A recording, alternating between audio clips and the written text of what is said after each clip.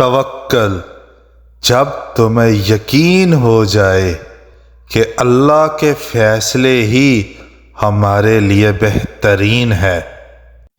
صبر کی حقیقت تو یہ ہے کہ جو ہوا اللہ کی مرضی سے ہوا، اور آگے جو بھی ہوگا اللہ کی مرضی سے ہوگا انشاءاللہ۔ شکر، حالات جیسے بھی ہوں ہر وقت بس شکر ادا کرنا چاہیے۔ اور شکر کس کا ادا کرنا چاہیے؟ صرف اور صرف میرے اللہ کا۔